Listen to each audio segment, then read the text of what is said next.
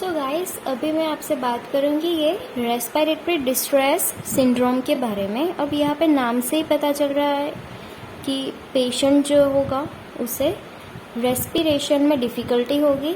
Okay, distress यानी difficulty होगी in respiration. सो उसे हम कहते हैं mainly dyspnoea, difficulty in a breathing और डिफ़िकल्टी इन अ रेस्पिरेशन। सो यहाँ पे ये जो सिंड्रोम है इसमें मेनली एल्वियोलाई जो है वो डैमेज होते हैं लंग इंजरी की वजह से। तो वो डिटेल में हम पैथोजेनेसिस में पढ़ेंगे। ओके, सो यहाँ पे जो रेस्पिरेटरी डिस्ट्रेस सिंड्रोम है वो सीवियर है, लाइफ थ्रेटनिंग होता है प्रोग्रेसिवली। रेस्पिरेटरी जो रेस्पिरेशन जो है उसमें इनसफिशिएंसी होती है। ओके, एंड यहाँ पे ये जो रेस्पिरेटरी डिस्ट्रेस सिंड्रोम है उसे हम दूसरा कहते हैं, दूसरे भी उसके बहुत सारे नाम हैं जैसे कि acute lung injury, diffuse alveolar damage and hyaline membrane disease. Okay, so acute lung injury हम उसे क्यों कहते हैं? बिकॉज कि मेनली ये जो है डिस्ट्रेस सिंड्रोम वो लंग इंजरी की वजह से होता है mainly in the adult. Then diffuse alveolar damage कहते हैं। सो वो हम आगे देखेंगे कि वाई हम इसे डिफ्यूज एल्वियोलर डैमेज कहते हैं एंड हाइलिन मेम्ब्रेन डिजीज भी हम कहते हैं।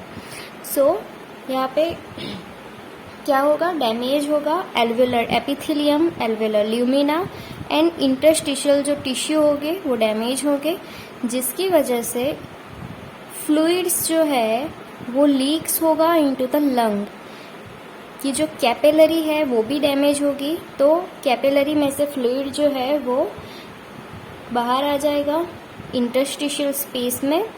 देन वो एल्वियोलर ल्यूमिना, एल्वियोलर स्पेस होती है उसमें जाएगा एंड वो एपिथेलियम को डैमेज करेगा एक्सेट्रा एक्सेट्रा। सो यहाँ पे फ्लूइड्स लीक होगा into the lung and difficulty in breathing होगी। ओके, ज़्यादा फ्लूइड होगा लंग में, ज़्यादा फ्लूइड इकट्ठा होगा in the lung, so difficulty होनी ही है बिकॉज कि O2 CO2 का एक्सचेंज जो है वो अच्छे से नहीं हो पाएगा। तो ये जस्ट ओवरव्यू है कि कुछ इस तरह से आप ऊपर ऊपर से ऐसे याद रख सकते हैं कि यस डैमेज होगा लंग में, फ्लूइड इंक्रीज होगा एंड डिफ़िकल्टी होगी in a breathing. So ARDS that is acute respiratory distress syndrome two type के होते हैं। नियोनेटल में हो तो हम उसे नियोनेटल रेस्पिरेटरी डिस्ट्रेस सिंड्रोम कहेंगे, एडल्ट में हो तो हम उसे एडल्ट रेस्पिरेटरी डिस्ट्रेस सिंड्रोम कहेंगे। ओके, HMD यानी ये इसका दूसरा नाम है हाइलिन मेम्ब्रेन डिजीज। बिकॉज कि यहाँ पे क्या होता है इन दिस डिजीज, जो एल्वियोलाई होती है वहाँ पे हाइलिन मेम्ब्रेन फॉर्म होती है, formation of the hyaline membrane हो जाती है। सो इसकी वजह से यस ब्रीथिंग में भी डिफ़िकल्टी होगी। ओके, तो इसलिए हम उसे कहेंगे हाइलिन मेम्ब्रेन डिजीज़। वो हम आगे देखेंगे कि कैसे ये फॉर्मेशन होती है हाइलिन मेम्ब्रेन। तो पहले तो हम ये देख लेते हैं पहले कि नियोनेटल रेस्पिरेटरी डिस्ट्रेस सिंड्रोम की। ओके, सो नियोनेटल में हो, ओके, उसे हम कहेंगे, उसका मेन कॉज हम देखें तो इन हाइपोक्सिया वाली कंडीशन में, हाँ, यहाँ पे इसकी क्लिनिकली हम देखें कि क्लिनिकली यहाँ पे पेशेंट को डिस्पनिया होगा एंड दूसरा यहाँ पे हाइपोक्सेमिया कि O2 level in the blood decrease होगा। हाइपोक्सिया होगा mainly in the newborn baby. तो उसके बहुत सारे यहाँ पे रीजंस है कि हाइपोक्सिया क्यों होगा। तो पहले तो प्री मैच्योर इन्फेंट हो, ओके, देन डायबिटिक मदर में।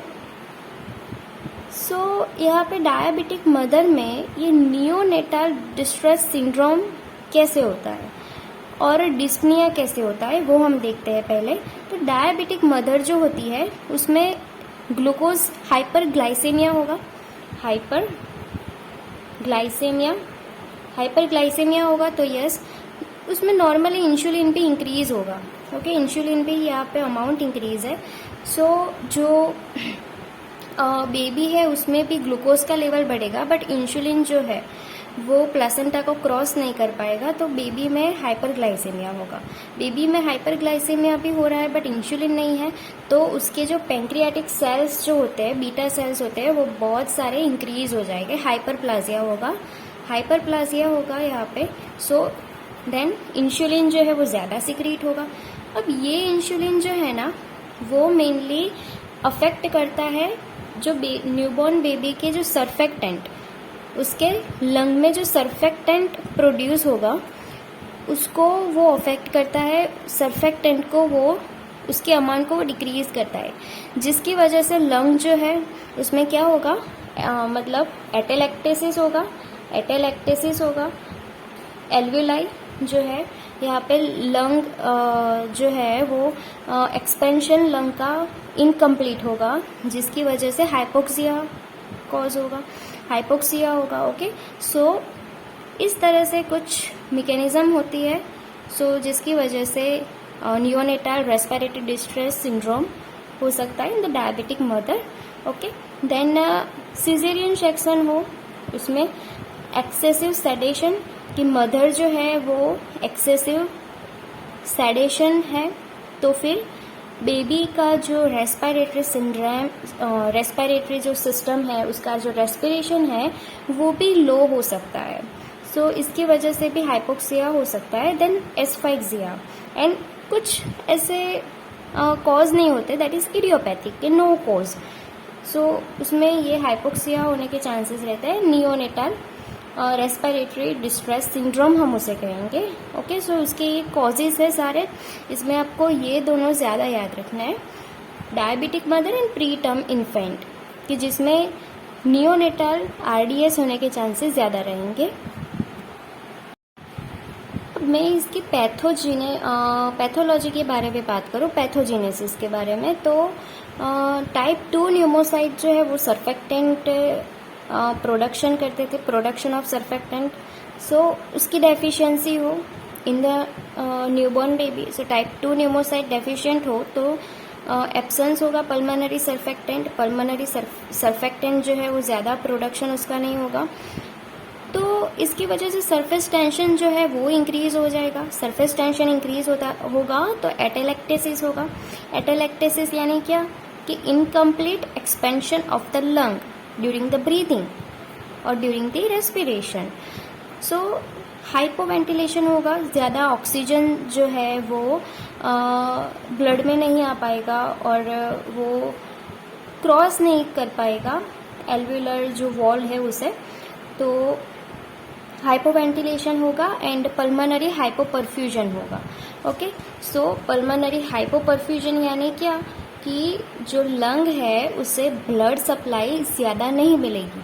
अब लंग को बिकॉज ऑफ द हाइपोवेंटिलेशन यानी ऑक्सीजन की अमाउंट जो है वो डिक्रीज हो गई है, ऑक्सीजन नहीं मिल रहा है, तो फिर ऑटोमेटिकली हाइपोपरफ्यूजन हो जाएगा। ब्लड जो है वो लंग को ज़्यादा नहीं मिलेगा, ब्लड यानी लंग को ब्लड ज़्यादा नहीं मिलेगा, ब्लड जो है वो डिक्रीज हो जाएगा।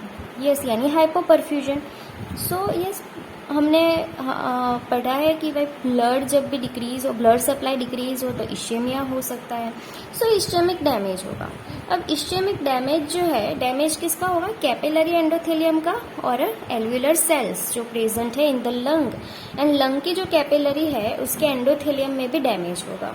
तो यहाँ पे इश्चेमिया होगा तो नेक्रोसिस होगा। Okay, ischaemic necrosis of alveolo capillary wall. अब कैपिलरी जो है और एंडोथेलियम जो है वो डैमेज हो गया है। ओके, तो क्या होगा, हमारी जो कैपिलरी है वो लीकी होगी, कैपिलरी हमारी जो है वो बहुत ही लीकी हो जाएगी। नॉर्मल इस तरह से होगी बट ये बाद में लीकी हो जाएगी, जो बहुत सारे प्रोटीन है वो बाहर आ जाएंगे, फ्लूइड जो है वो बाहर आ जाएगा। So exudation of a plasma protein mainly fibrinogen and fluid भी बहुत सारा बाहर आ जाएगा। तो फ्लूइड जो है वो विद द फिब्रिन, फ्लूइड जो है विथ फिब्रिन क्या फॉर्म करेगा, hyaline membrane. So formation of hyaline membrane हो जाएगी। जो हम माइक्रोस्कोप में देखें तो वो एज अ पिंक कलर की होती है, ओके, मेनली पिंक कलर की। सो फॉर्मेशन ऑफ हाइलिन मेम्ब्रेन होगी, सो इसीलिए हम कहते हैं उसे हाइलिन मेम्ब्रेन डिजीज, ओके। उसकी कॉन्सिक्वेंसेस में क्या क्या होगा, डेथ हो सकती है, मेनली जिसका जो वेट है वो लेस देन 1 kg हो न्यूबॉर्न बेबी का, तो उसमें डेथ होने के चांसेस 99% होते हैं। देन रिजोल्यूशन, सो यानी रिकवरी आ जाना कि हमने जो न्यूबॉर्न बेबी है उसको हमने ऑक्सीजन थेरापी दे दी, तो ये उसकी रिकवरी आ सकती है। दूसरा कि हाइलिन मेम्ब्रेन जो है वो लिक्विफाइड हो सकती है by the neutrophils, okay, polymorphonuclears and macrophages, and जो सेल डेब्रीज हो गए उसे इनगल्फ कर देगा ये macrophage, okay, and then normal alveoli form हो सकता है। तो उसकी कॉन्सिक्वेंसेस में डेथ हो सकती है, रिजोल्यूशन, एंड अदर्स में क्या डिस्प्लाजिया हो सकता है, न्यूमोनिया होने के चांसेस रहते हैं, एंड हेमन-रिच सिंड्रोम, ओके। इसके बाद मैं इसकी क्लिनिकली कैसे प्रेजेंट होगा, तो डिस्पनिया होगा, difficulty in breathing, then tachypnoea, few hours के बाद at a birth time dyspnoea होगा बेबी को, देन फ्यू आवर्स के बाद उससे टेकिपनिया स्टार्ट हो जाएगा।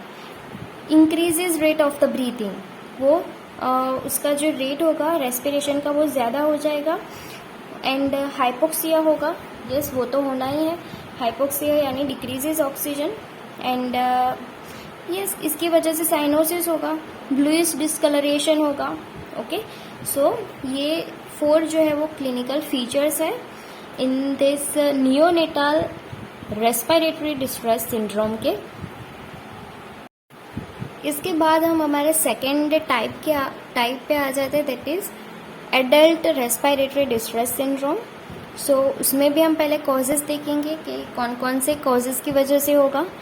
डिफ्यूज पल्मोनरी इन्फेक्शन हो, mainly viral pneumonia, ototoxicity, smoke, war gases, nitrogen dioxide NO2, metal fumes, aspiration of the gastric content, drowning. So ये सारी जो है ना वो डायरेक्ट लंग इंजरी, बस आपको मेनली याद रखना है कि लंग जो है उसको इंजरी हो, ओके, कि ये वाली जो है वो डायरेक्ट लंग इंजरी हो रही है, यहाँ पे जो होगी वो इनडायरेक्टली होगी।